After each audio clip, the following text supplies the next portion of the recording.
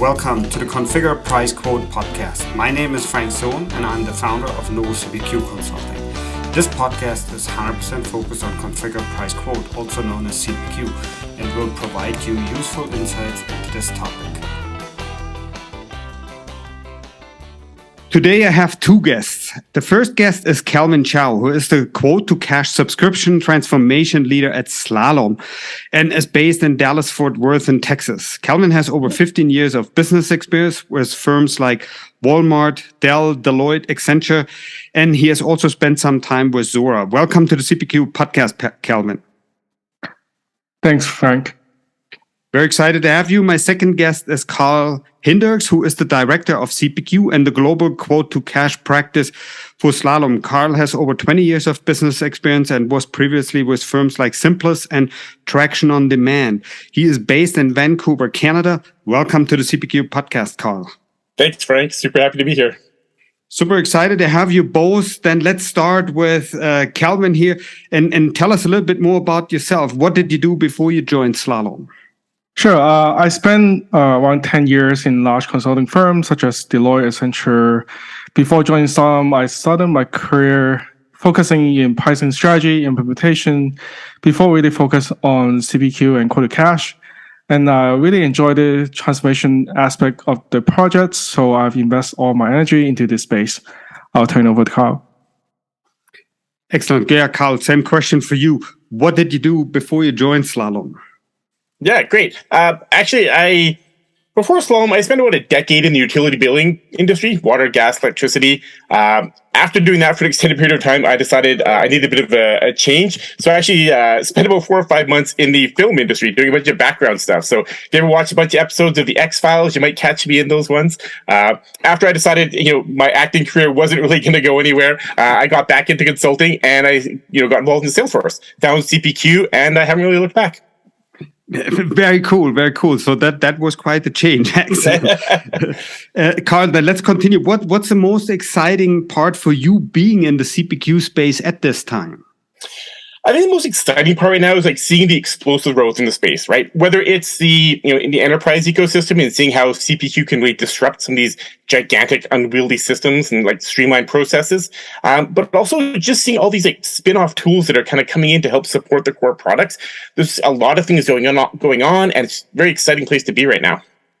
Excellent. And then let me ask you a different question, Kelvin. So what's one thing you wish you would have known when you began your career that you know now?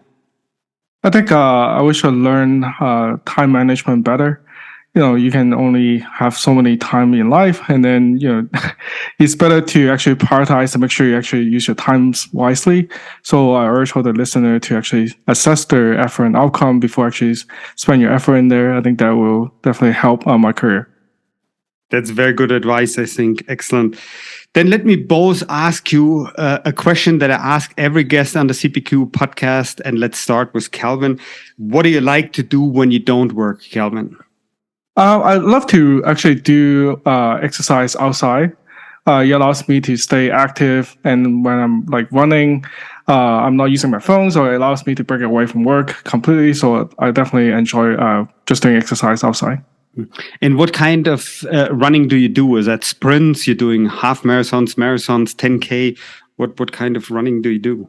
I have done marathon before, but I've been too lazy recently, busy with work. So I've been doing more hiking in the hills and mountains. Okay. And you did that when you did the marathon? Was it competitive or more for yourself to show you can do it? No, I just want to really compete against myself and see if I can actually do it. So I actually didn't do a lot of training upfront, but I was able to complete it. So I was really happy about the result. Very cool. Carl, same question for you. What do you like to do when you don't work? For me, really, travel and volleyball are my biggest passions. I've played volleyball for many years, and I've been fortunate enough to have the opportunity to play tournaments all across the US, also in Europe. I played some Copenhagen and some Cologne. Not super competitive, I'm definitely not at that level. It's more an excuse to travel and go to these different places with friends. I still play a lot these days. a lower level as I get older. And I'm finding I tend to give back a bit more, right? I'm on the board for one of our local sports organizations. I do some mentoring and some coaching. So that's kind of, how I fill up my my extra time these days. Very cool, very cool. So I know my daughter was doing volleyball as well, right? So, and I know the volleyball tournaments typically start very early. Yes, they do. Full day events. And I thought when I had to play it a little bit, it really hurts your hands, right? So the wrist and everything, you really have to get used to it. So for you, it's fine. You still enjoy it. Absolutely. And I still play here at home. I play 2 or 3 nights a week. I still play tournaments at least once a month. Again, at a lower level these days, though. Oh, wow. Very cool. Very cool. So then let's switch gears. And thanks for sharing that, by the way, right? So let's switch gears a little bit and let's talk about Slalom. Kelvin, please tell our listeners a little bit more about what quote to cash and CPQ related consulting services Slalom offers. Let me just go a little bit to talk more about Slalom. I think he's not as big of a name in the consulting space, so I just want to advertise about Slalom first. So Slalom is a modern consulting company with 13,000 consultants around the world. In terms of offerings, we do end-to-end consulting services from business strategy, process improvement, solution implementation to change management. And our team is really focused on quote to cash, which means we cover CPQ, CLM, billing. So we actually take a look at the whole middle office holistically. And then in terms of the differentiator for Slalom, it's only company that I know of that actually have an onshore model only. We don't do anything with offshores. And then we also really like our customers, so we actually have a free customer office hours. So they can come to our office hours to actually ask any question they run into as the business has evolved. Very cool. One thing which is important in that context is also, I guess you're focusing on all industry, all geographies, and all customer sizes. Is that true? Or yes, we have offices internationally. We have Canada office, UK, Germany, Australia, and Japan. And then we actually focus on all industry, mostly mid-sized to enterprise company. And Carl, do you offer any proprietary products for CPQ in Slalom? When it comes to other products, we typically leverage best-in-breed supplementary tools that exist in the ecosystem, right? Things like Prodigy for your DevOps, Zilliant for complex pricing, Logic.io for visual configurators. At Slalom, we really focus more on the delivery side of things. So our internal IP is typically more along the lines of quick starts tied to things we've encountered, right? For example, we built some interesting connectors for manufacturing cloud to CPQ to e-commerce to allow like a full end-to-end flow of sales data. We have a quote to cart piece of functionality that helps us integrate CPQ and e-commerce experiences. We've also standardized a bunch of implementation pieces of automation that we see almost all the time. So stuff like quote process flows, dynamic approvals, TCV, ARR calculations, things that we kind of keep seeing again and again. We built up some standardization and automation that we just kind of include as part of our implementation services. Hmm. And one question is also important as what CPQ vendors do you work with, right? So in this case, meaning where do you have practices also? Great question. So our main focus is Salesforce CPQ. We've done a lot of work with Aptus CPQ, with Pros, with a lot of the big players that are in the ecosystem. A lot of our team are senior CPU consultants with a variety of different backgrounds. So it allows us to really kind of leverage those skill sets. So when we do a lot of strategic engagements where we're doing, vendor analysis, we have a lot of breadth of knowledge to draw from those discussions. Excellent. And when you install the various CPQ solutions for your customers, where do you see the biggest integration requirements these days? What systems do customers want to integrate with? CLM and complex document generation tools like Conga and DocuSign are definitely some of the main ones we see implemented alongside CPQ, right? There's a growing amount of billing projects these days with tools like Salesforce billing and Zuora billing, and as more companies move to these recurring revenue structures. When we look at some of our more recent engagements, e-commerce is definitely a fast-growing segment that we're working to do a lot of integration with.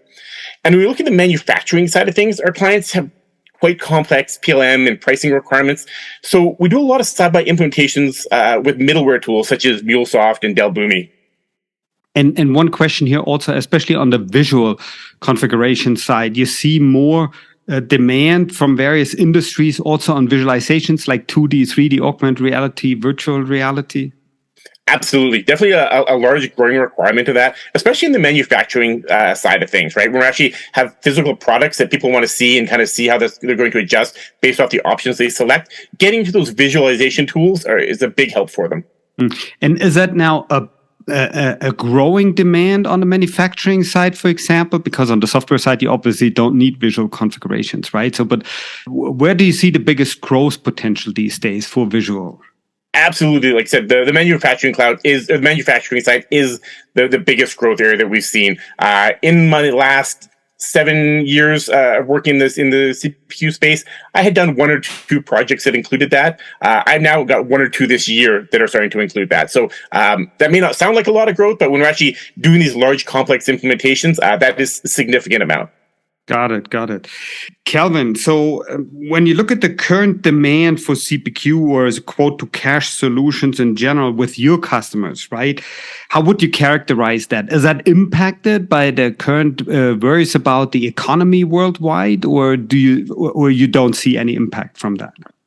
I joined Slalom 2 years ago, and our team has grown 5-fold, and we're still expanding. We're looking to hire resources actively. So I think investment in the CPQ and quote-to-cash space is pretty easy to justify, and it's proven over time. So I have not seen any slowdown at least in my practice. And things are actually picking up in the EMEA and as well as the APJ region as we are seeing more opportunities. Excellent. So in this case, I know we always have a couple of listeners who are interested to learn more about the company, even to potentially apply at it. So how would you characterize the jobs that you're looking for? Who is someone that you look for to apply for a position in your team? I think someone that have the CPQ quote-to-cash experience is definitely a strong candidate to join our team, because our team is made up of people that's really experienced. I think average year of experience is almost 10 years. So we are made up of really experts in this space. Excellent. And anyone interested, so look at the show notes. So then you will see how you can contact Kelvin and or Carl. Now, I want to go back to something you mentioned earlier, Carl. So the integrations with e-commerce have increased. Tell us a little bit more. What e-commerce solutions are you integrating with? And how often do you do that these days? The main ones we've been working with recently, again, are on the Salesforce side of things. So the Salesforce B2B commerce and the B2C commerce platforms.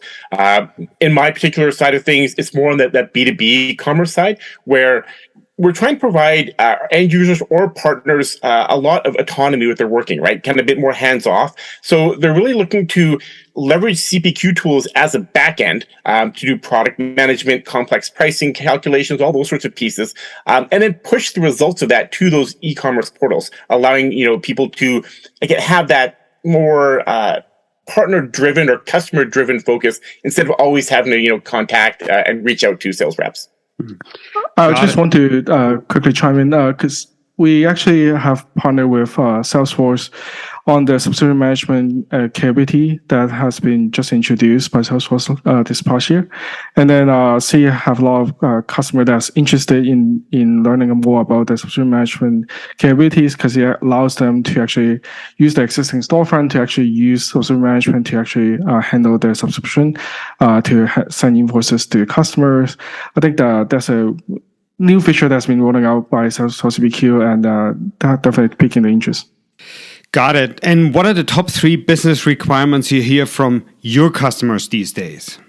For my part, I'm seeing a lot of companies, because of the macroeconomic factor, they have a renewed interest in pricing optimization, because they want to have a way to actually dynamically update prices. And then they also want to do more analytics to understand if the deals that has come up with by the sales rep is actually profitable.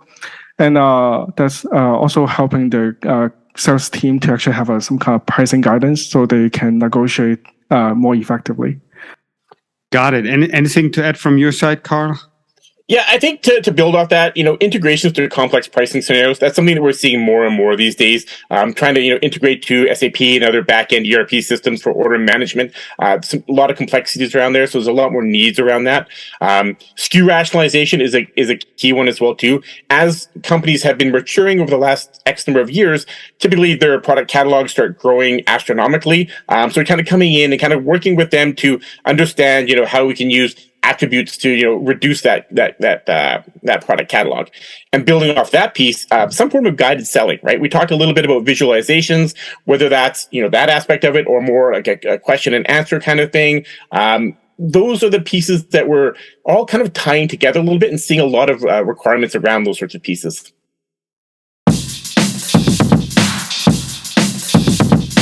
Novo CPQ Consulting helps you with all CPQ related questions.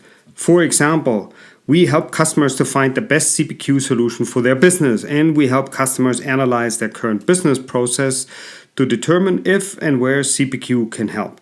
Here it's important to point out that we are 100% independent and always look out for our customers first. This means for us also that we don't get paid by any CPQ vendor for providing them new customers or for any other services. We are focused on our customers and always provide the best available information to them. We also help system integrators to improve their services, and we offer the only CPQ industry subscription that provides monthly CPQ news and trends. We have many other services, so check it out today at novocpq.com. Send me an email to frank.sohn@novocpq.com to learn how we can help you with your CPQ questions, and keep us in mind when you look for 100% impartial CPQ advice. And I want to go back to something you mentioned earlier, Carl, and that's about SKU rationalization. I think that's a very important step, and a lot of customers do not pay enough attention to that early enough. So please tell us a little bit more, and if you have an example that may help even more. Absolutely. So that is one of the product catalog is the crux of CPQ, right? Everything builds off of the product catalog. So whenever we're working on any kind of implementation, the first thing we need to do is make sure that product catalog is ironed out. And a lot of that is that SKU rationalization. A lot of customers may have 5 different flavors of one particular product to capture slight changes that could actually be represented by like I said, a configuration attribute. So an example of this could be, I have a single license product, I have a 5-count license product and a 10-count license product, and so on and so forth. And instead of having all these slight different variances, I can actually have just one individual license and then do some calculations based off that to give us the desired outcome price. So those are the kinds of areas where we start bringing in, maybe we have 10 different products, we can convert that into one. We can take our 10,000 product catalog, bring that down to 1,000. It really refines the user experience from either a sales rep or a partner or a customer if we're exposing that on a external partner portal. A lot of great opportunities there. Excellent. Very good that you mentioned this point. When you sell projects to customers, how would you name that? Is that in a phase 0, or is that the pre-project phase, or how do you name the phase when you look at this kind of requirement? That's a great question. So there's 2 different aspects. One, a lot of our more complex customers, we try and work with them to have like more of a strategic initial phase with them, where we really want to try and align on stakeholders, make sure everyone's agreeing on the same sort of thing, make sure people are engaged, start the conversations around those product catalogs, start working with the client teams that understand that, and ideally start getting the clients some training around that, right? If we're actually changing or implementing a new CPQ platform, and we're going to be having all these conversations around how to set things up and use new verbiage that they may not be used to, that training aspect is really quite crucial to that. So they can actually, hit the ground running. Excellent. But just to go back on the original question, what do you call that? Does that phase have a name from your point of view? And because I guess you do that regularly, right? Yeah. So again, there's 2 parts, and one of it is a complete separate engagement. We're doing that before we even start a discovery project. But a lot of times when we're kind of more of a mid-size, that would be part of that phase 0 page. It would be part more of that phase 0 portion of an implementation where we're kind of getting everything ready. We use some Excel templates to provide them with the customer so they can kind of start pre-populating them with information and get an understanding of what that product catalog looks like. Okay. Excellent. Got it. So I just think it helps also listeners if they are interested in this, right? So to use the right terminology so you have less misunderstandings. Anyway, so let's look at your CPQ project with Slalom, right? So what do you recommend customers should do before they start a CPQ project with your team? Yeah, I think the first thing is to take a deep breath. These projects, there's a lot of change that's involved in these ones. There's a lot of new terminology. There's just a lot of things that are happening. So just take a deep breath. There's going to be a lot of ambiguity. There's going to be a lot of change. We're going to work through it. It's going to be good. The next thing, obviously, being prepared for change, right? It's not a bad thing. That's why we're doing this, is to try and improve things. We'll get through the change together and kind of be successful on the back end. And the last big thing here for me, key stakeholders involved in such things like product catalog management and pricing analysis, if they can take, trailheads or other training before the project kicks off, that kind of preparation will pay dividends as that project gets underway. Got it. And I think you're bringing up a very good point with the education, right? So especially if you, as you mentioned, work mostly with mid and large customers, right? So for them to be educated on the quote to cash tools or CPQ tools is quite the challenge, right? So what do you do to educate your customers and increase their willingness to adopt the changes on a large scale, Kelvin? I think learning about the out-of-the-box Salesforce CPQ solution, what is it actually offers as a first phase, will be helpful to actually help them to drive the success of the project. And then we also implement change management support, not just immediate team member that we work with, also with the sales and also the client with the transformational change. So we offer also sending quote to cash office hours for all the customers, so they provide a revenue to answer any question related to quote to cash. Excellent. Now I have a little thing that I've started a couple of episodes ago, Carl. So, and you as a CPQ practice lead, I want to ask you a couple of questions about different features and capabilities and want to see what you think about that. What's most important from your customer point of view, as far as you can say, right? When you look at product configuration right now, what comes to mind first from your customer point of view? It actually kind of goes back to the earlier comment, right? Product configuration is it's a huge area in CPQ, right? Companies that have had rampant SKU proliferation are seeing the value of attribute-based products and pricing and how that can really improve both a sales rep and customer's experience. So companies are definitely hitting a wall in a lot of their current systems, and they're keen to really adopt these new structure so they can be scalable going forward. And that's one of the biggest aspects from a product configuration point of view. And one follow-up question on this one. You see a trend for more complex configurations or for simpler configurations overall with all your customers? Definitely a push to simpler configurations. A lot of times when we come into work with customers, they have a lot of, I'll use air quotes around flexible processes around how they do their sales motions. And this allows for a lot of complexities in the system, building up a lot of technical debt. So one of the things we really strive for is simplifying as much as possible, finding commonalities, finding ways to simplify our catalog, finding ways to simplify our processes. Excellent. Then the next one is pricing and advanced pricing. I think you mentioned earlier also something about Zilliant, if I'm not mistaken, right? And potentially price optimization, things like rebate management, simpler things like quantity and quality discounts and stuff like this. What do you think of when you think about pricing and advanced pricing? Price optimization is a request we're seeing a lot more in the ecosystem for sure, especially on the enterprise side of things. So much time and effort goes into creating pricing reports and different kind of Excel spreadsheets, and it's always long after the fact, right? Customers want to see recent price optimization data immediately as they're making the sale to a customer. So leveraging tools like Zilliant, PriceFX, these tools definitely help provide that information, that feedback at an earlier phase, and customers see a huge value in that. Excellent. So one follow-up again on this one. So especially since you mentioned Zilliant and PriceFX, you see a lot of CPQ solutions that mix the C and the Q with then more P-focused solutions like your PriceFX and Zilliant, or you think that it should all be in one solution mostly? We're definitely seeing a mix these days, right? Especially as we're working with some of our larger enterprise customers that have multiple different pricing strategies. Some of them are fairly straightforward. Hey, great, I've got a list price and some discounting. That's perfect for most CPQ tools.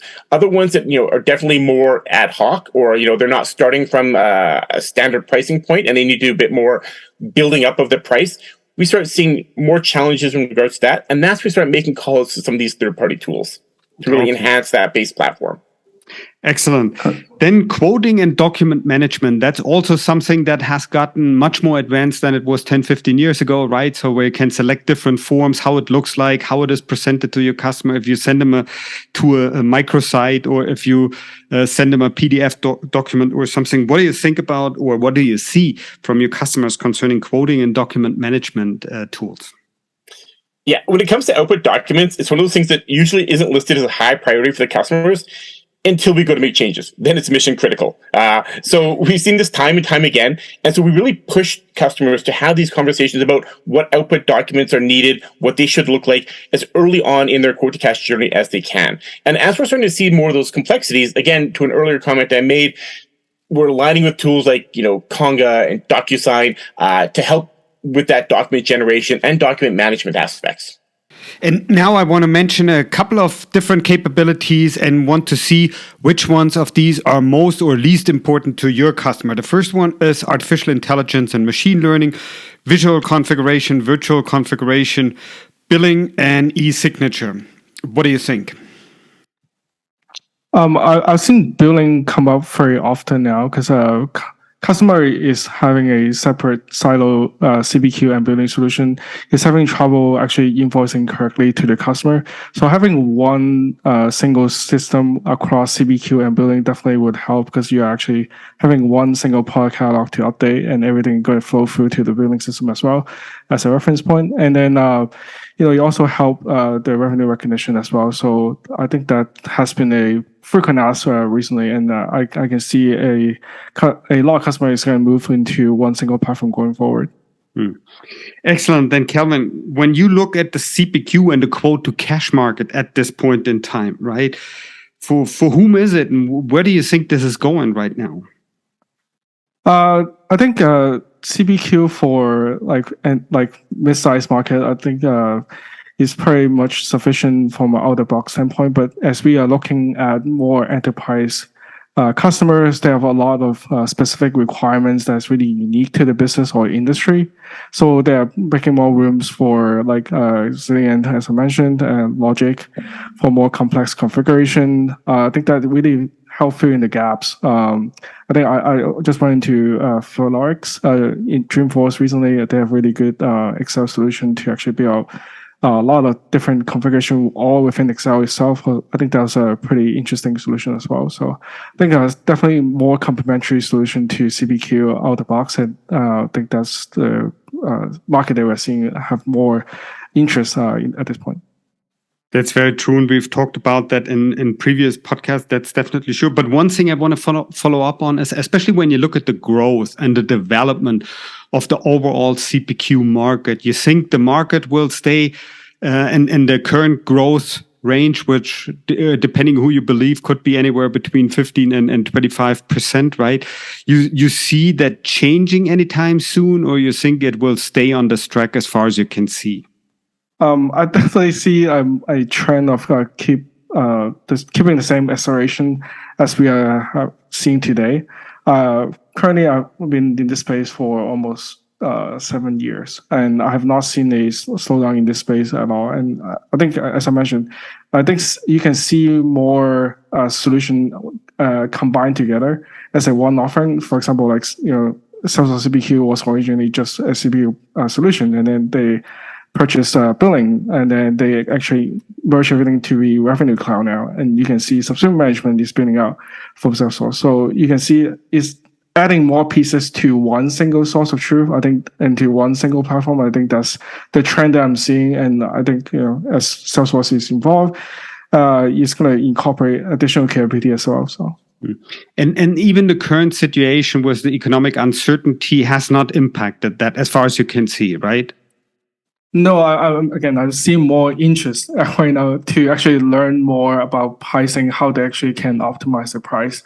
Because a lot of the data point has changed. For example, your cost base may have changed, your supply chain may have changed, but just your pricing team does not know about this change. So you cannot really make a dynamic price change update. to your price book efficiently without these tools, right? And then your sales don't know about all these macroeconomic factors, or they don't even have an interest to actually do the calculation. Like, sales want to do what their sales do, right?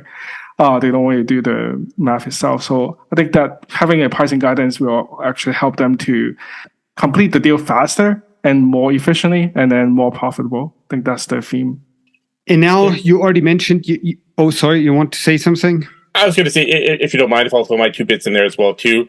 I think what we've seen over the last several years is CPQ space has been growing in leaps and bounds, right? The first iterations of tools were really geared towards like mid-market size firms. But over the last couple of years, we've seen a large influx into the complex enterprise implementations that really push the envelopes of the tools. I think over the course of the next 5 years, we're going to continue to see that growth as it gets more and more accepted into the industry and becomes more standard of a platform. Excellent. Very interesting discussion. Unfortunately, we're coming to the end of this episode. Hence, my last question is, what's a good way for interested listeners to contact you in case they have any follow-up questions for you? Definitely, you can reach out to us via LinkedIn. As I mentioned, there's a LinkedIn group. And then you can also reach me at kelvin.chow@slalom.com. And for me, Carl.Hinders at Slalom.com. Last name can be hard to spell, so just check us out at Slalom.com and we can get you connected. Perfect. Thank you very much, both, for making time for the CPQ podcast today. Thank you very much, Frank. Appreciate being here. Thank you. I'd like to thank everyone for listening and hope you learned something interesting today. If you like the podcast, please go ahead and rate it on iTunes or share it with your friends and colleagues. In the meantime, you can find us online at www.novocpq.com. So long, everyone.